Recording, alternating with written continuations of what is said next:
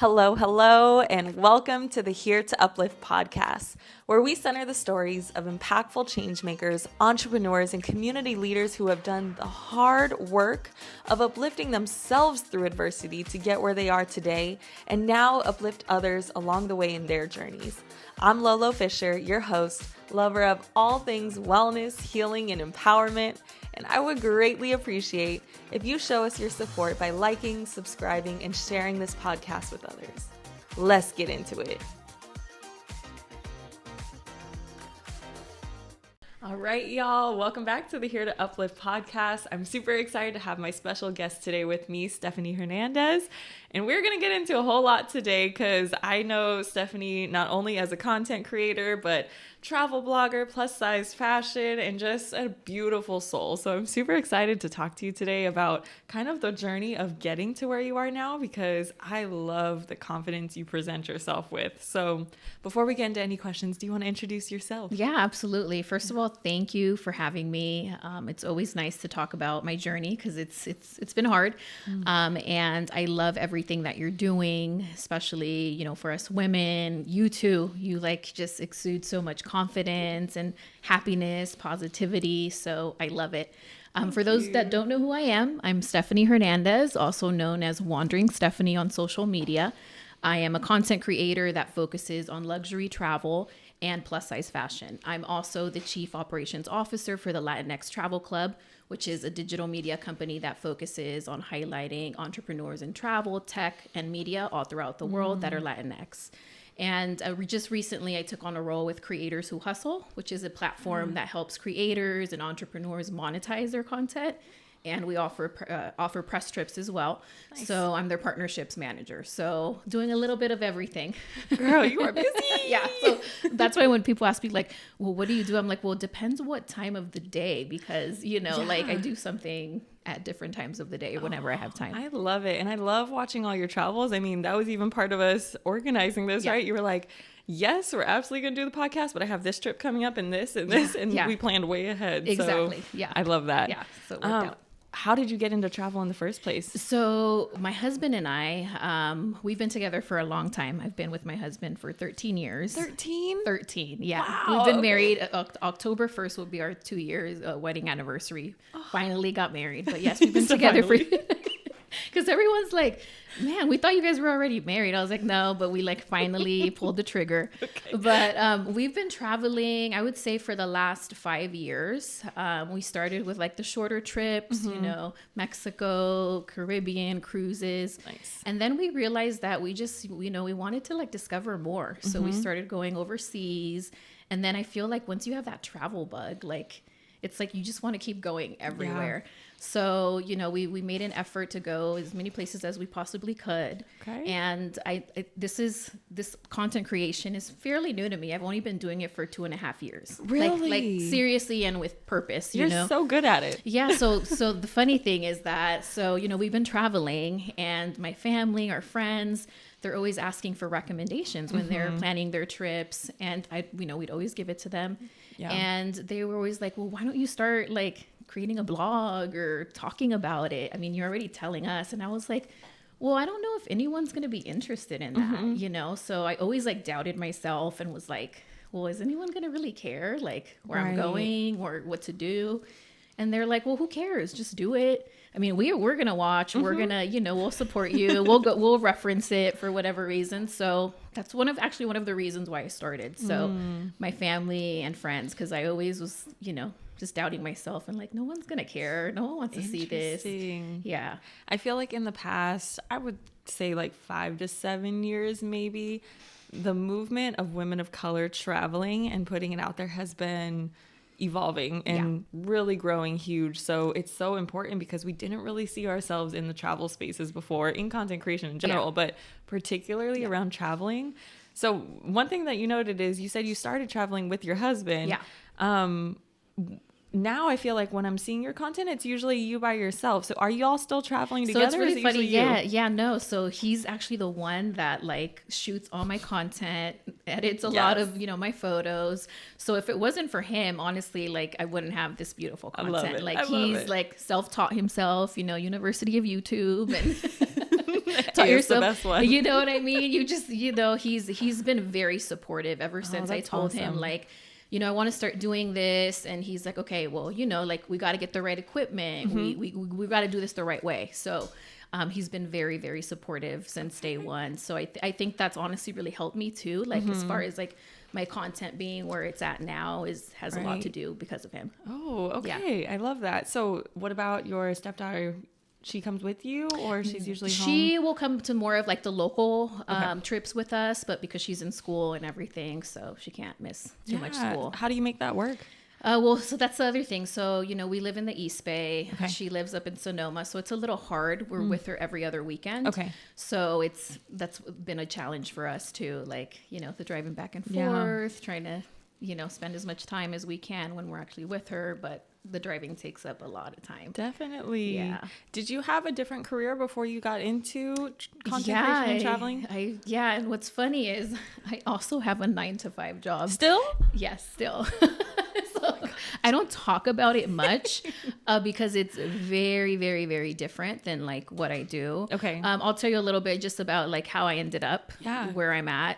So I, when I was in college, I had a retail job, worked in cosmetics, was a professional makeup artist for quite some time. Okay. And then right when I was like finishing college, I was like, I don't want to stay in retail. Like I hated missing every family event, having to work every weekend, every holiday. I was like, this ain't the life for me. So I, majored in like social work. So that's what I am. I'm a social worker. Okay. So, got the 9-to-5, blessed. I work for the county.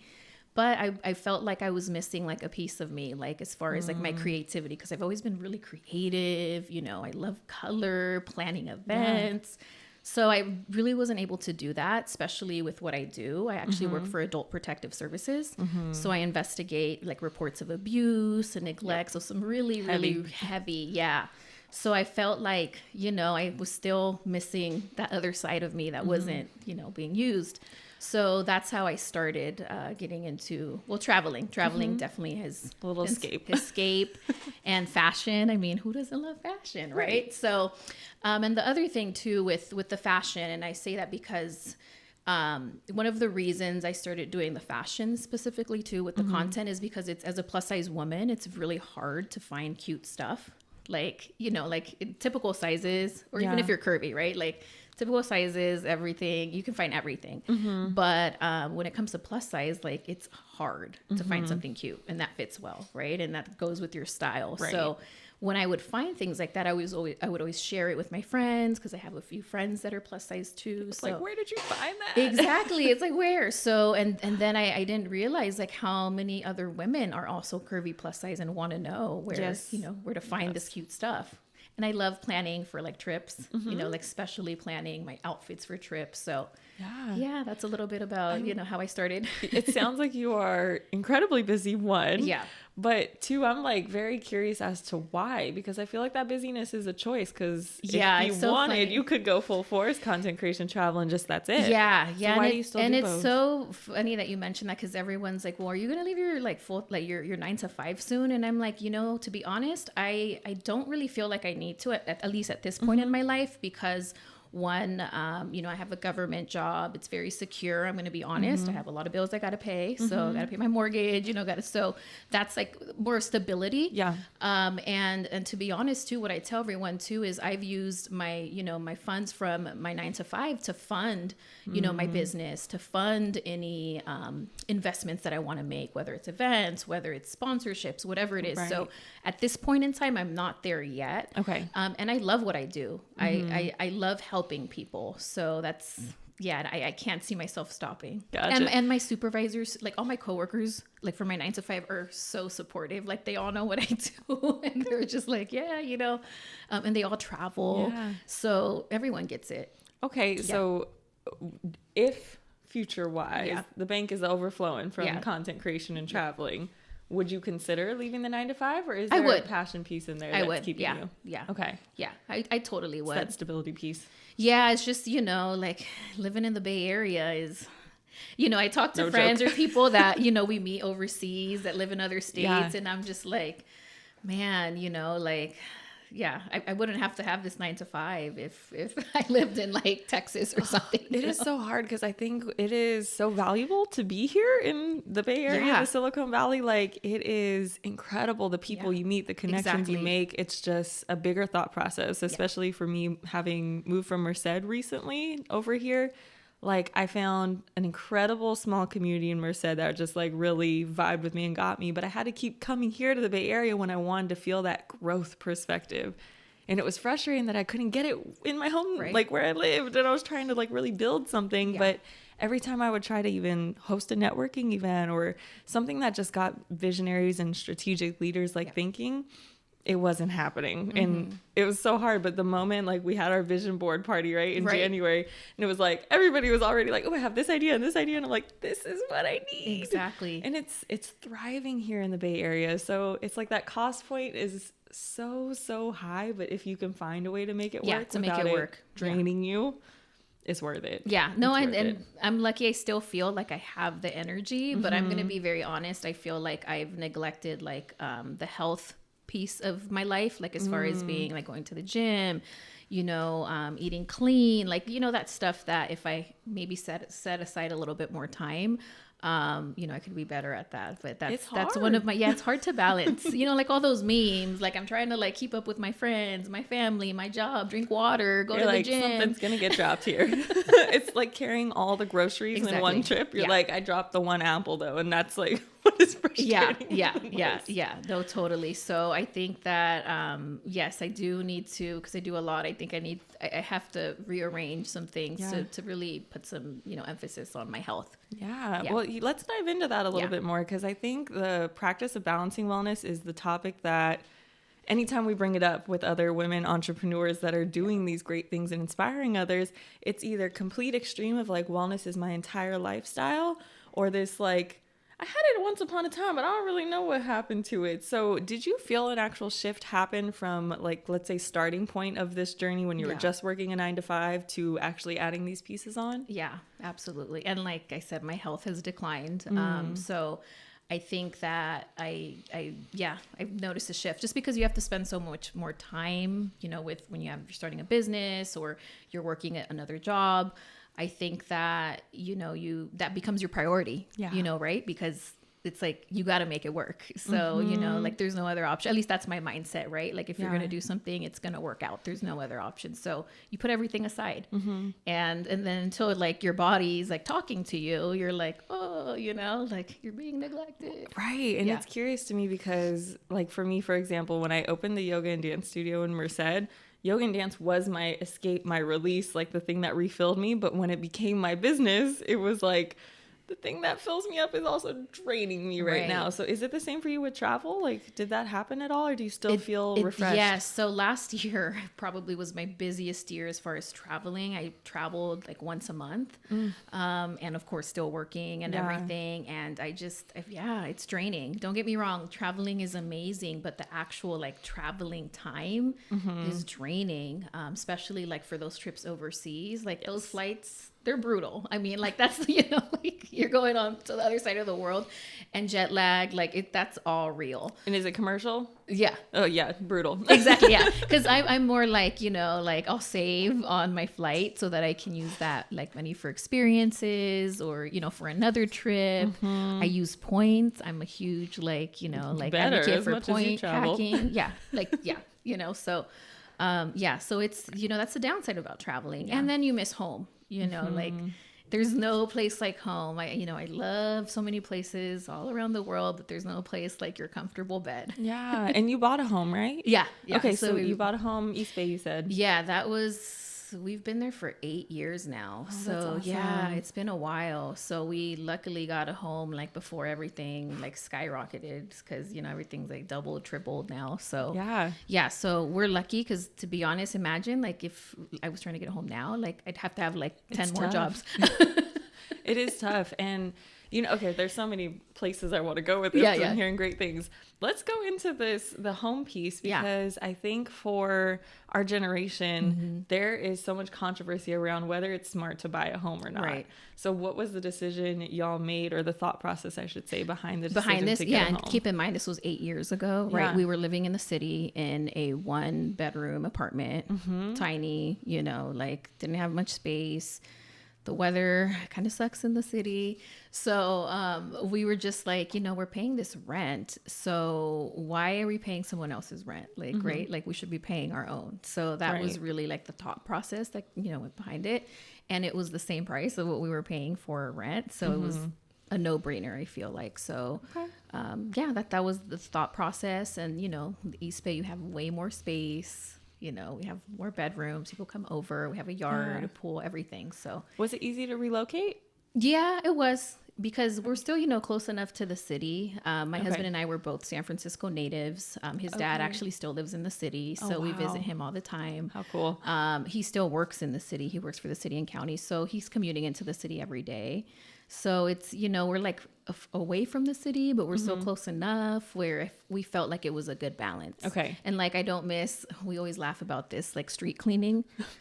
I have like PTSD from street cleaners, because I've gotten so many like tickets whenever, because like, so where we live now, the street cleaner comes maybe like once a month.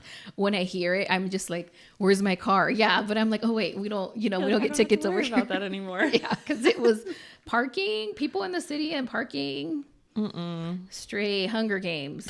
I can't even imagine growing up in the city. No, it's too stressful for me. It's straight Hunger Games in the city with parking. You can ask anyone to live. So that's why I get like people that don't have a car in the city, like you probably shouldn't, because you're paying for a park, like you're paying for a garage, and public transit's so much easier. So it like makes sense, but still I grew up in kind of like, it's not a really ranch town anymore, but it was kind of a ranch dairy town at the time. So it was like space was plentiful. Like our issue was that we had a lot of drunk drivers coming and hitting our fence in the front yard. Yeah. Not like people fighting for their parking. Yeah. It's a little different. Yeah.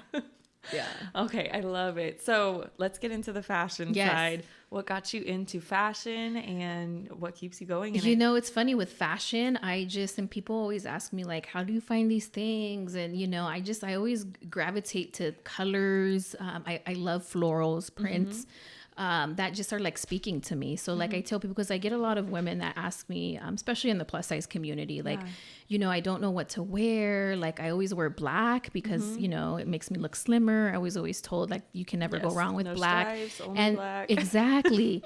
And, honestly, now that I think about it, like one of the reasons that I actually wear color and I wear a lot of, patterns, florals, is because we were taught like, you're not supposed to wear that because you're too big.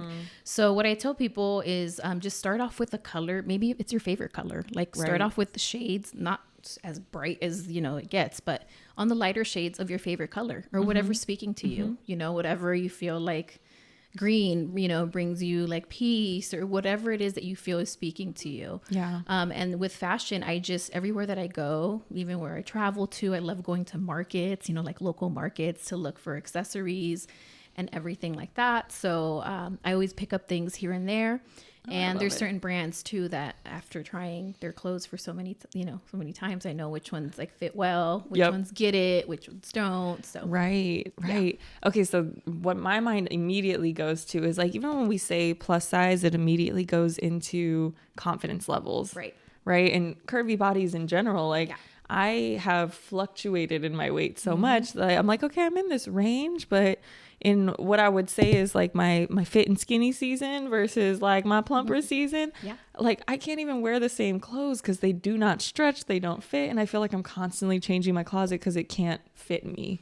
And for me, if my outfits aren't feeling like popping, if I don't feel like really like, oh, I look good today, it really affects like the rest of my day, my motivation, like my self-esteem, my confidence as I'm going out and like feeling connected to people. So I don't know if you've experienced that at all, like in your journey, or if you're talking to a lot of women who might be experiencing that. So could you give some advice on like what building that confidence through your wardrobe could look like? Absolutely. And, you know, confidence, it comes a lot with like talking to yourself, like having a deep conversation with yourself. I wasn't always confident, surprisingly. Like people were like, you have so much like, this was not me. Like if you were to talk to like my 15-year-old self, like I don't even think she would believe like who she is. Cause I was, and I fluctuated in weight almost all my life. And in the Latino community, you know, and I know they always say it with love or whatever, they make like these little remarks or like have something to say about your weight. Like, oh, it looks like you've gained weight or you've lost weight. Are you wants sick? to say something. Exactly. So I guess you don't really realize how much that affects you until you're in your adult life. Agreed. Or even in, you know, your teenage life too. But a lot of that affected me. And then also I was in toxic relationships, you know, verbally abusive relationships where, you know, I was made to feel like I wasn't, you know, like worthy enough or, you know, whatever the case would be. So when I say that, I'm like, the confidence that I have now, like, I don't think I would ever have believed it if anyone told me that, you know, you have this level of confidence. So I think the very first thing when it comes to that, and I tell everyone, you have to think about what is telling you that you can't like wear that, you can't look good in that. Like, where is that coming from, right? Like you have to really talk to yourself and dig deep, right? Because it has to be something. Is it yourself? Is it someone telling you that? Is it, you know, childhood trauma? Is it whatever it is? Right. So that's the first thing you have to address. That's what I tell anyone if you want to get to this level, right? And then like for me personally, I think it was realizing what traumas was not allowing me to like really wear what I wanted to wear or what, you know. So once I like realized that I actually seek like professional help. Like I'm pro therapist. Absolutely. You know, like you need to like, I tell everyone, like everyone needs to have a therapist. Yeah. And if you don't have one, I don't know what's wrong with you, because everyone has one, you know? So I feel like it's so much more, you know, it's not as taboo anymore like it was before, especially in our community, you know, like, it's like, you don't talk about your problems or whatever. Yeah, so it's like, I'm not going to spill all my business to my family when a lot of times it just gets passed on. Sometimes it's either going to get passed on or you're going to get shamed for it in some way or pray it away. Yeah. You're like, we don't tell other strange people, you know, like our problems, but it's nice. I tell people it's nice to talk to someone that doesn't know like anything about you. It's completely judgment. Removed. It's not going to tell your family. So that's the very first thing I think when it comes to like working on building that confidence. Yes.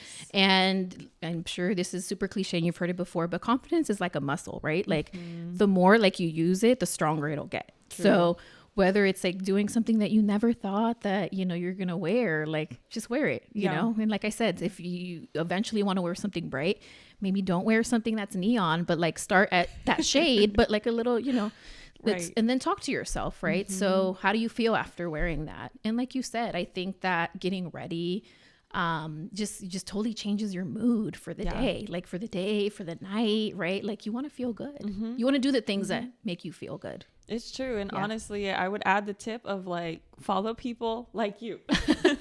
Well, that too. And that's what's so nice about everything online is that you can find someone in the interest that you have, right? That's an expert in that can share, you know, their journey, that can share their tips. So there's plenty of people now that are representing whatever it is that you want to do. Social media can be a builder or a breaker. So it's just being really conscious of like who you follow. Are those people inspiring you? And for me, that's where like body confidence is up and down for me, having back to high school, having an eating disorder. But, you know, the idea of like body dysmorphia never really goes away, even if you get over some of the habits that are bad.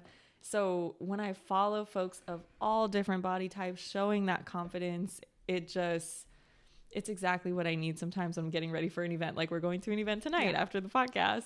And I'm like, I don't know what to wear. And I'm like, now I'm pregnant and like nothing fits my body. And I got this skirt. And I'm like, but then it's for actually looking pregnant. I don't really look pregnant and I don't really look normal either. I'm like somewhere in the middle. You feel like you're in between, right? Yeah. And it's like, but it doesn't matter. Yeah. Like as soon as you walked in, I was like, oh, like, I knew I was going to hit it at some point. That's what happens when you use your hands, right? You talk with your hands. Yeah. It's okay. But I knew that as soon as you walked in, I saw your smile and I just instantly like, I didn't even think about it. Yeah. It's like, all the worries went away because it's about the connection between people. Yeah. And like you said, that self-work that has to happen in order for you to connect authentically. Your outfits are just an expression of whoever you believe you really are. So if you're hiding yourself in your clothes, you're probably hiding your authentic personality when you're speaking to people too. 100%. And I tell everyone too, like everyone has their own style. They just don't know it. Right. And for me, the way that I've identified it, like I said, is like gravitating to colors, patterns, whatever I'm feeling, you know, like I feel like you can really express yourself through fashion. It's like another outlet of creativity and expression. So you said confidence is like a muscle. Yeah. Do you still have those days where you feel down on yourself or like less confident? I do. And like I said, I think it's a lot because I've been neglecting like my health, you know, portion of my life, like as far as like working out. I don't care what I actually look like. That's, you know, that's it. I don't care, but how I feel. Like sometimes I'm like feeling groggy or tired or, you know, like not to have that same energy that I did before. Or I'm on the go. I'm not eating as clean as I should be eating. Or I'm traveling and just eating a bunch of, I mean, you know, not like the healthiest choices or drinking or, you know, like everything. I just feel like it piles up. And I have those moments too where I, you know, like I still order stuff, right? I buy stuff and it doesn't fit well. So I'm just like, oh, I love this outfit, but like I'm not going to wear because it's like it doesn't zip up well or, you know, so I do have those days too. I'm so glad you brought that up because I feel like I've been in this moment where I'm like, I bought this outfit, like maybe specifically for an event too. Yeah, where I get you're like really pumped excited, up, like and I'm it ready. doesn't fit you the way you want it to or expect it to. But instead of just being like, this outfit does not work for me, like we start blaming ourselves. Yeah, like why don't I look good in this? Like it should look like this, and it's just like it's the self-talk that we are trained, I think, to have. Yeah, like we're socialized to think that.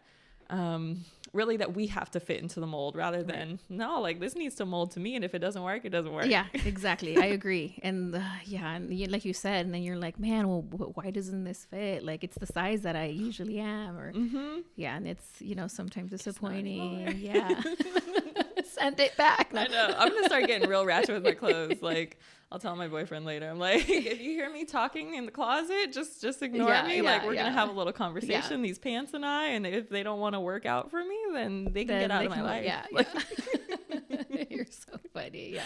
I love it. Okay, so hopping back to travel a little bit, I'm like so curious because I want to travel so much more internationally.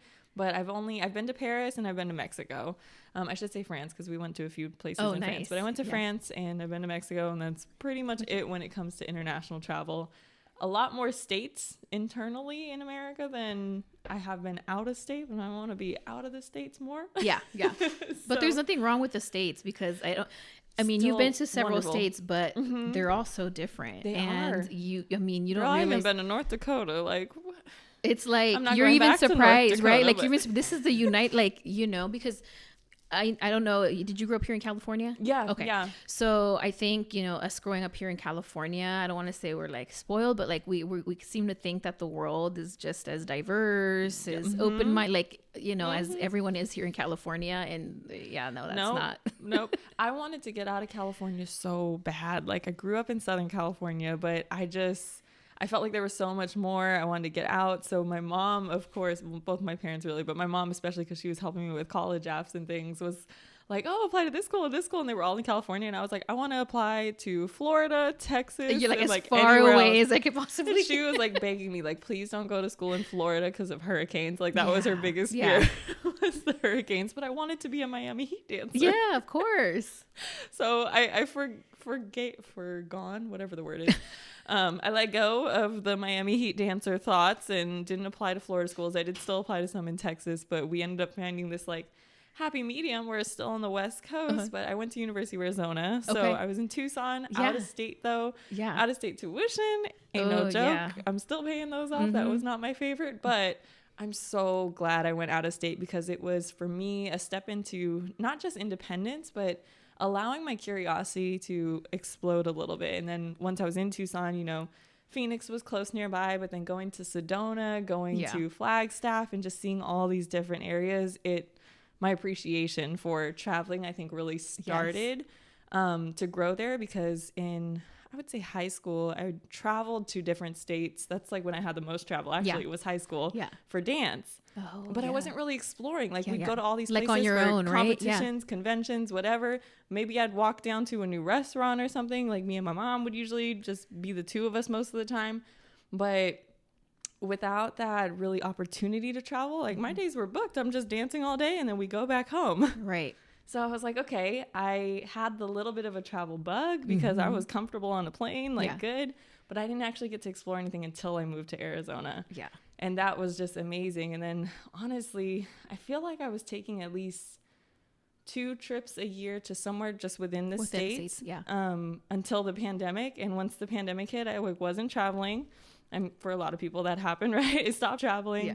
And I just haven't gotten it back really. I threw myself in my business amidst the pandemic, and I have, similar to you, not making the time for the wellness quite. Yeah, you're like, I'm not making the travel time. I haven't made the time to travel, and I miss it. I miss it so much. Well, you need to get back into it. I know, girl.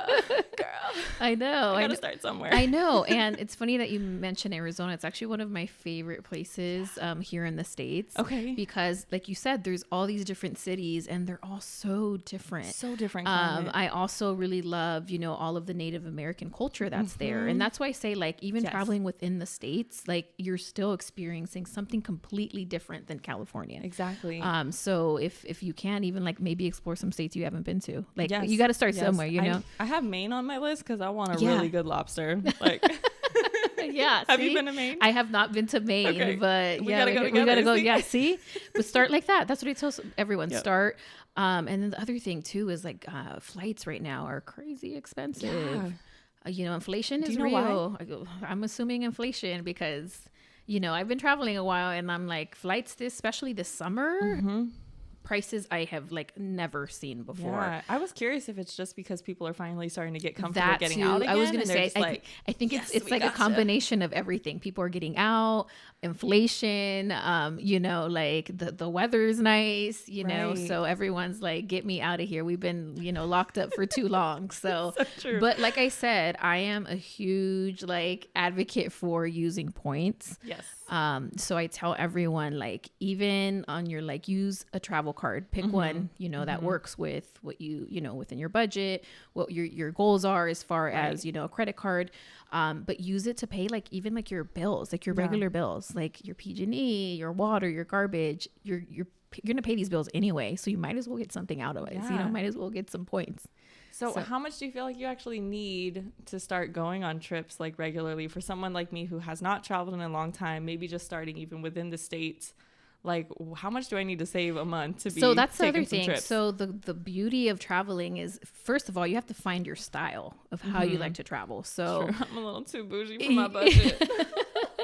But I tell what I tell everyone is I think you should try every different style to see what you like and what fits your lifestyle and your budget. So the beauty too now of traveling is there's Airbnb. Yes, you can find something in every price point. So, good point. Like, and there's like stays where like maybe it's a shared space. I have a lot of friends that are also, travel bloggers. They stay at hostels, like women only hostels. Yeah, I haven't tried a hostel. They're like $10-20 a night. Oh, okay. So especially for solo travelers. Exactly, for solo, or if you're traveling with another woman, so I think, people always ask me that, but there's a way, right? So I tell everyone, like, think about it. Let's say you get Starbucks every day, right? That's a few $100 a month. Imagine if, or more. Calling me out right now. Imagine if you save that at the end of the year, how much you have, so you can use that to, first of all, like I said, figure out the whole flight situation. My advice too, when booking flights, don't fly out on those days that everyone wants to fly out on, which are like Fridays or, come back on Sunday, Monday. Do like a Tuesday to Wednesday or, and red eyes. I personally love red eyes because I just pass out. Sleep. Some people don't and can't too because maybe they have kids or whatever, but I'm a fan of red eyes. They usually save so much more money. That's smart. I just need to figure out how to sleep on planes. I used to be able to. I don't know why I can't anymore. I'm always like, one second, I'm like, oh, okay, a little bit of NyQuil, you'll be okay. Nap. And then I like look at the time. I'm like, it's been 5 minutes. Like, I thought I slept this whole fight. It's been 5 minutes. I know. And that's why I say, like, the worst part is like the travel time, especially like if you're on an economy, like it's brutal. Right? I'm not even, my husband and I have so many stories of just, like everything. So, but it's something kind of like you're like excited because you're going to a new location, so you just have to suck it up and just go. Yeah. I think my funniest travel experience or travel story was actually being in the middle seat on a plane, and the woman next to me, bless her soul, truly, I felt so bad because she was like almost in tears, but she had a baby like lap sitting, right, like tiny baby that had a huge blowout. Oh my God. Blowout ended up on me, on the seats, all on her, like longer story to how we got it all cleaned up. But it was like one of the funniest moments. Like I think a lot of folks would have just been like grossed out, but thankfully I really love kids, so I was like happy to help. It was hilarious though, because like who expects that? I know. So you never know what to expect. You can't plan for that. Like you cannot plan for a baby blowout. And like the baby was clothed. Yeah. It just happened, right? Yeah. And I'm sure that's the same thing that comes with parenting. Like you never know what to expect. You really don't. Okay, so do you have any funny travel stories? Oh my God. We have so many of them, but like I said, most of the really funny ones are like the people that are sitting next to us. Yeah. And I don't know why, but like with my husband, everyone feels like really comfortable talking to him. So just like talking and we're just like everybody's best friend. Yeah, well, and he's a really funny, outgoing guy, so I get it. But sometimes you're just like, like we want to rest. Right? It's like 1 a.m. That's the hardest. Yeah, or like the worst thing is, we like aisle seats because you can like stretch out a little bit more. But the worst is like, when the surgeries are coming down with the carts. Oh my gosh, like your heel sticking out. Yeah, your heel. Our knees have been like banged up. Like, so like I tell you, like most of them are just like. But you know what? Hey, you just got to take it and just roll with the punches. Literally. Yeah. I love it. Yeah. So. Okay, you travel a lot, so I'm sure it's hard to pick, but I am very curious. Do you have a favorite in state and out of the States? Yeah. Or how about we say like in California, within the States, and international? That's easier, a little easier, because people always ask me, and I'm like, I love like a lot of places. But Arizona is actually one of my favorite, like Arizona, Utah, because it's so beautiful, and I felt like everyone was so friendly and, everything like that. Even like New Mexico, like I would say like that stretch. Yeah. My mom and I just went to Santa Fe and Albuquerque last year, and we like loved it. Like it's just, and there's a lot of culture there too, which is something that I really have focused my travels in, is like, not only, of course, don't get me wrong, I love staying in nice resorts and everything, but I really want to be in tune with the culture and talking to people. I want to learn, I want to know more. So I would say that's like my little stretch of my favorite place here in the States. International, Bali.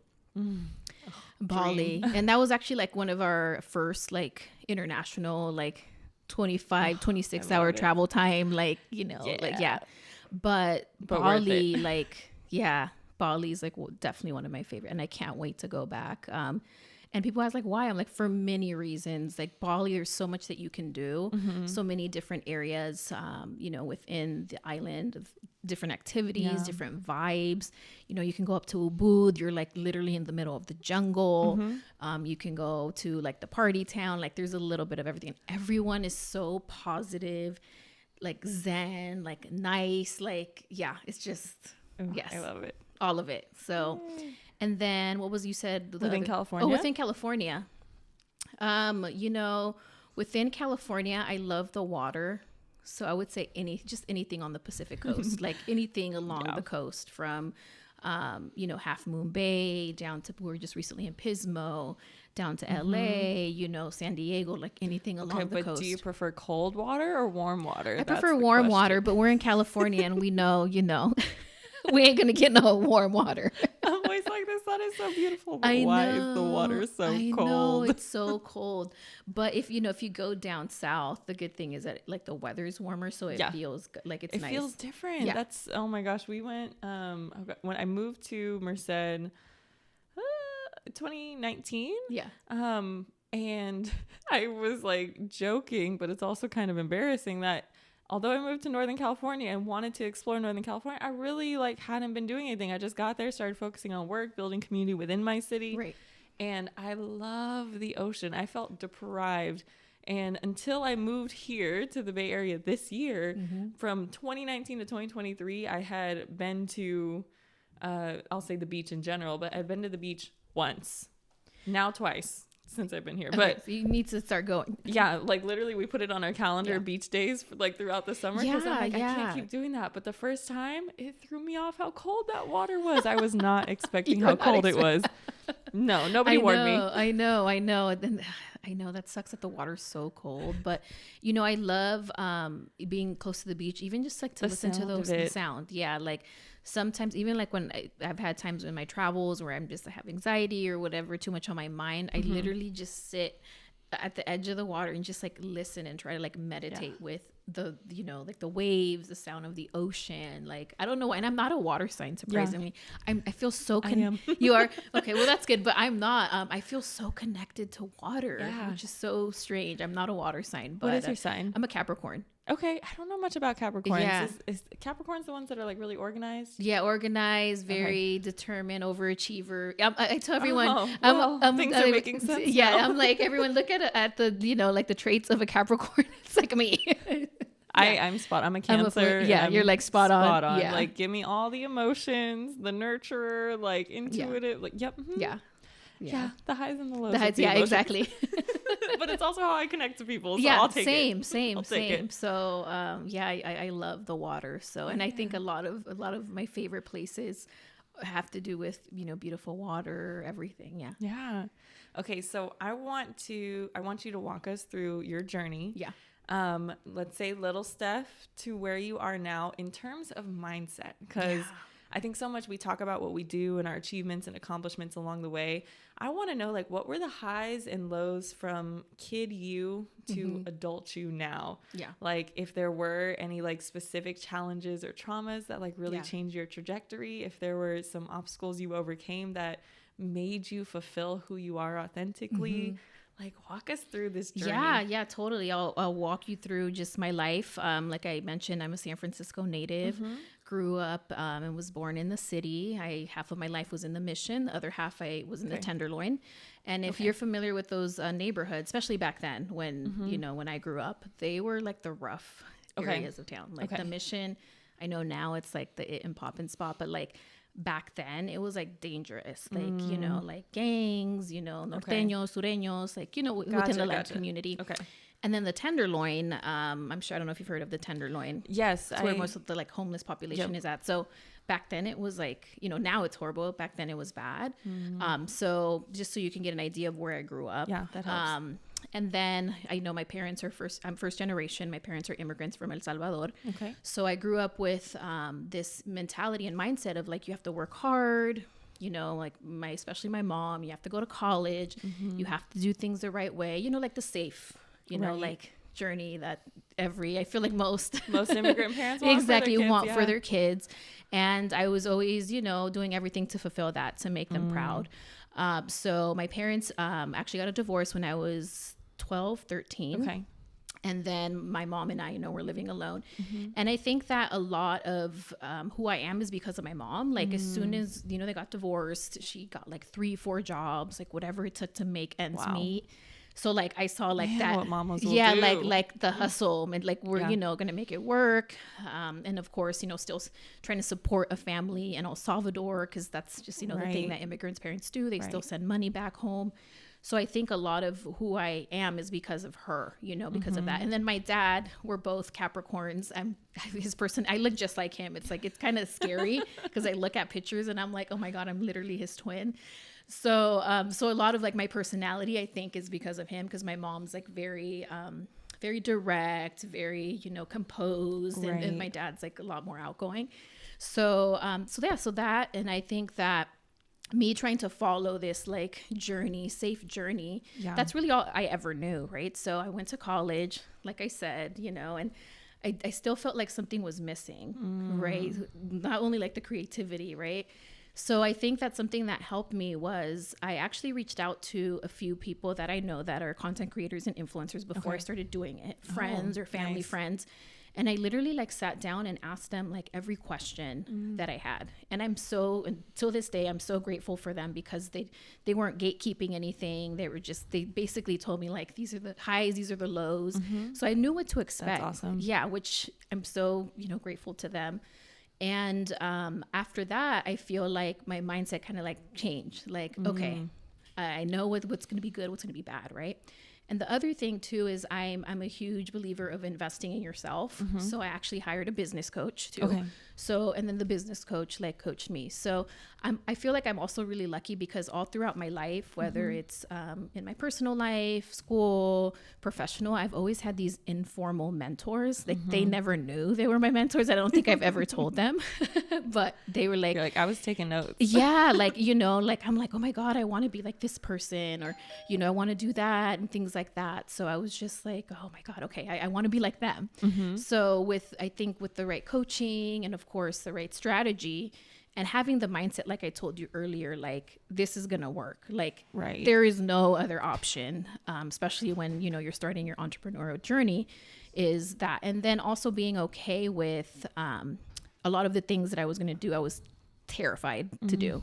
Gosh. But, like Will Smith always says, like, there's so much greatness on the other side of fear. True. So like just reminding myself that, like, like. And making that voice stronger than exactly. The fears. So I'm like, and you know what? And if it doesn't work out, at least I tried it and it didn't work out, right? I know it didn't work out. So, I don't live my life with any regrets anymore. I think that having that mindset. Beautiful. And the other thing too, is as soon as I turned 18, I moved, away from home. Okay. And I didn't go like straight to call like a 4-year. I went to a community college. I had no idea what I wanted to do. Completely lost, like, most people are. And then I went, after that, I transferred to a 4-year. So my journey was not like, my parents weren't able to afford to send me just to college. I didn't have to work, and I worked full time. Yeah. Like I mentioned, I worked full time while I was going to school full time. Yep. So that hustle mentality, and like I said, comes from like my mom, like seeing my mom. And I remember like and my mom's had like all different kinds of jobs. I remember like from being a housekeeper to working at a parking lot. And I just remember like telling her like, oh, I want this or that. And she's like, well, now you see like the value of how much you have to work to get anything it is that you want to do. So I think that mindset kind of like was engraved in me early on. And then, like I said, I moved out. And ever since then, I was like determined like to do it. Like, I'm going to figure this out. Whatever it is that I have to do, I'm going to figure it out. So ever since then, I feel like things have just been falling into place. And I'm a firm believer that every job or career I had in my life has prepared me for something like greater and bigger. And like, that's where I feel like I'm at. And I feel like I've kind of taken things like from different jobs to what I do now. So, which is cool. And something that I feel like it's coming around full circle is, like I told you, I hired a business coach when I first started. And then I eventually, started creating content, started, showing up to all these events that I was terrified to show up as, because I was not as confident as far as like meeting other people and networking. Right. I met the founder of the Latinx Travel Club, and he's like, I need you on my team. I need you to help me run this company.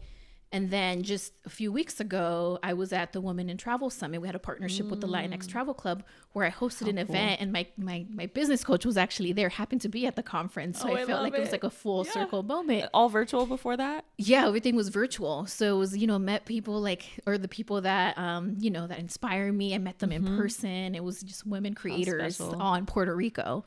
So it was like Puerto Rico, I'm hosting this event. I just kind of felt like everything came around full circle. Yeah. And another thing that I'll mention too, because I was a professional makeup artist, like I mentioned, for a long time. So I worked fashion shows. I was behind the scenes. And now you're in the front. I'm actually working on a fashion show. So I'm working on a fashion show that I'm helping produce here in Napa Valley. So I feel like things are just kind of coming around full circle. Yeah. So like I say, I feel like everything in my life, like every job has like prepared me for something else. Yeah. I think I love that you say that. It's so beautiful because you really never know. If you don't try what you said, like you might fail, but at least you tried. And everything you try, you will build either a skill or a connection from. Exactly. One or the other, exactly. And it builds into it. Yeah, exactly. And actually, I just turned 35 this year. I wrote a letter to my my 15-year-old self, like my 15 self. Yes. And one of the quote that really resonates with me is that quote by Mark Twain. Sorry, I can't even talk. Mark Twain, that says, 20 years from now, you'll be more disappointed by the things that you didn't do rather than the ones that you did. So as I think about it, it's true, like all these things that I didn't do, or I wish I would have started earlier. Like, so from now on, I live my life that way. So I'm going to do it. If it doesn't work out, it doesn't work out, but I did it. Right. Yeah. So yeah, so that's. I didn't know that quote. I like that. I like that a lot. Yeah, so that's one of my favorite quotes now. So that's kind of the mindset that I feel that I have. I'm gonna do it, and you know what? If it doesn't work out, at least I, like you said, learned something, got something out of it, and then the networking too. That's something else that. It's one of the reasons that I met you, right? Exactly. And it's something that I encourage a lot of women to do because I know how it feels. Like I told you, like that first, when you're just like nervous, you're not confident. What do I say? You're like half the room feels that way. Just do it. So you just gotta be like, okay, everyone feels like that way, and we're fine, right? And now I love it. Like it was funny. I was telling my husband, like, oh, I wish I had like a private jet so I can go like to every event. Cause all my like online friends are having events or whatever. To like every networking event in every city. Cause I love it now. Like the connections that I've made, you never know who's doing what, when your paths are going to align again. So I encourage, even if you don't know what you want to do, like I encourage you meeting women or other men that, are doing things that you're like, wow, I want to know more. Absolutely. Yeah. Like let your curiosity flow. Exactly. And I've always been a curious soul. So I think that. Ooh, that's another good Instagram name. Yeah. Curious soul. I didn't think of, yeah. I've always been like a curious wander, that's why I'm like wandering. Cause I love, like just, I don't know. I just like to know, I'm curious. I like to know. I like to ask questions. And it's like behind the scenes, other people can't see it, but you're still handling all your business. Yeah. And you get to explore this passionate, creative side of you that I think so many of us miss. We focus on one or the other. Either we go all in on like, I'm exploring, I'm taking time off, I'm doing me, or I'm really building right now and I'm stable and I'm building. Like, why can't we do both? Exactly. And that's why when people tell me like, are you going to leave your 9 to 5? Like, but why? Like, why can't I do both? It's obviously I'm making it work. Yeah, maybe later down the line, I do want to have, kids, or like maybe I might have to restructure my jobs or whatever I do. But at this moment in time, I feel like I could still do everything. And I genuinely love doing everything. So that I am doing. So I think that people are like, aren't you tired? I was like, I am, but I love it so much. It's a good tired. Yeah, it's like a good tired, like after an event, I know I'm always like complaining, like, oh my God, I'm so stressed out. But then after I'm like, man, that was good. That was so good. You know how it is. Like when you plan anything, you're just like complaining, like, oh, why did I do this? It's so true. And there's seasons for it. So like right now I'm in a huge change and transition season because I am phasing into the family side. Like this is my first time really going full force and having a stepson, and then being pregnant now, preparing for like my own first child. Like that's a huge change and transition. Yeah. So I had to let certain things go. But before that, it's like, yes, I was working in higher ed full time and opening up the yoga and dance studio and teaching every weekend and every night.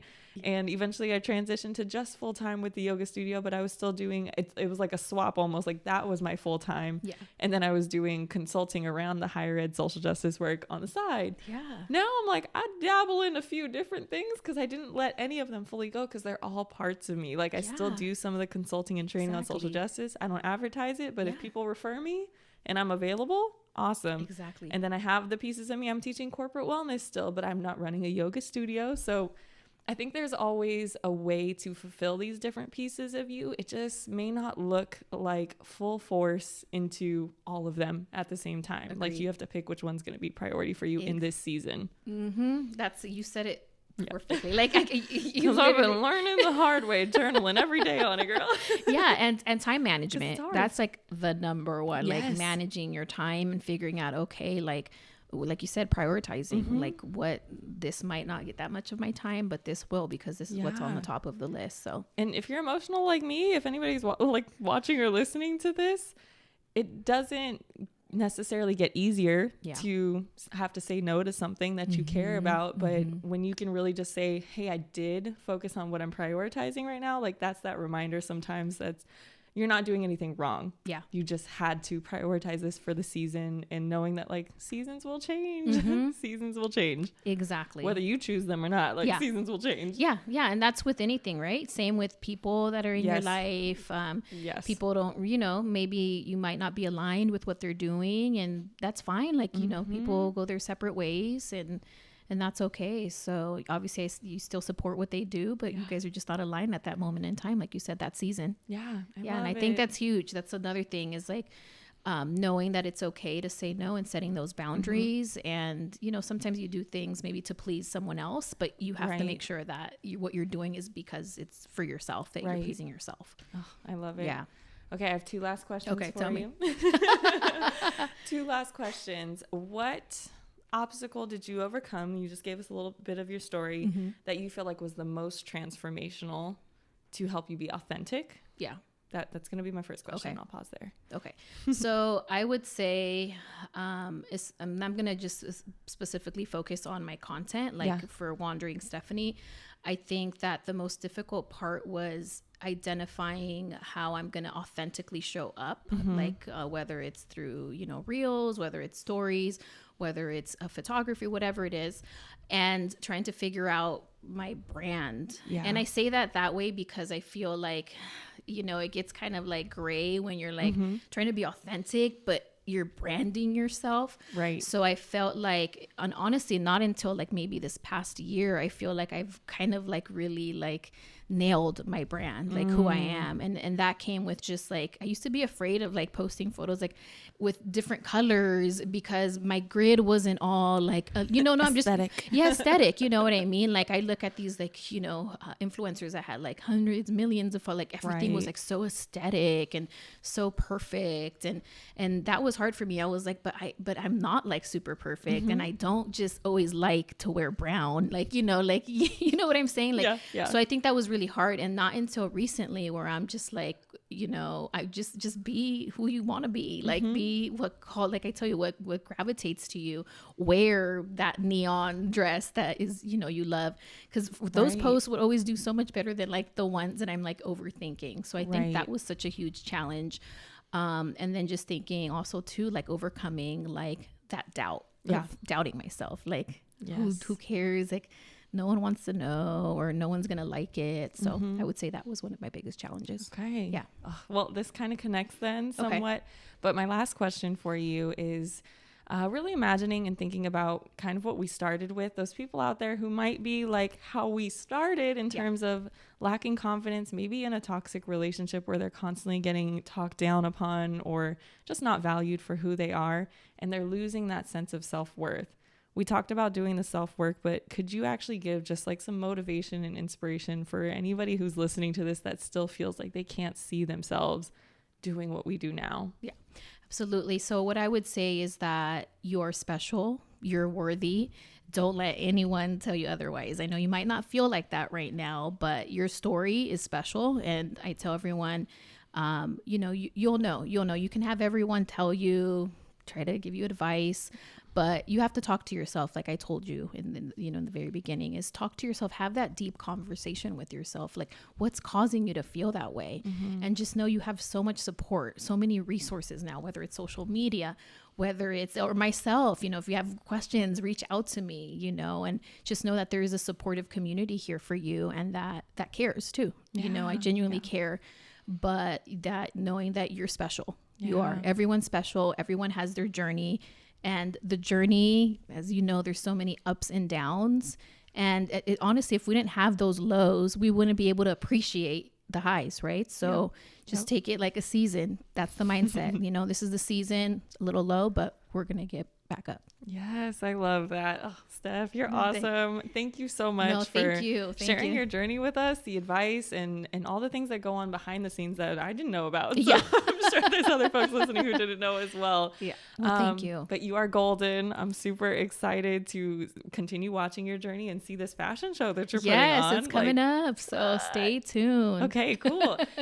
Tell folks how they can connect with you. Absolutely. So you can connect with me on all socials. I'm Wandering Stefany, and my name, Stefany, is spelled in Spanish. It's spelled Stefany. And like I said, I'm on all social platforms. And you can also follow Latinx Travel Club, which I also run, and Creators Who Hustle. So yeah. That's it, girl. Thank you.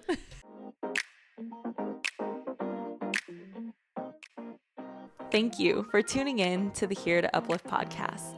New episodes are airing every week with some bonus episodes in between too. So make sure you stay tuned by subscribing, following, liking, and engaging with us to let us know what topics you're most interested in and what might inspire you along this journey. We're going to keep working hard on our end because we are here to uplift not only ourselves, but our community too, and that includes you. So I can't wait for you to hear the next episode. But for now, do your thing, let's get it, and let's keep moving forward. Uplift yourself, friends. You got this.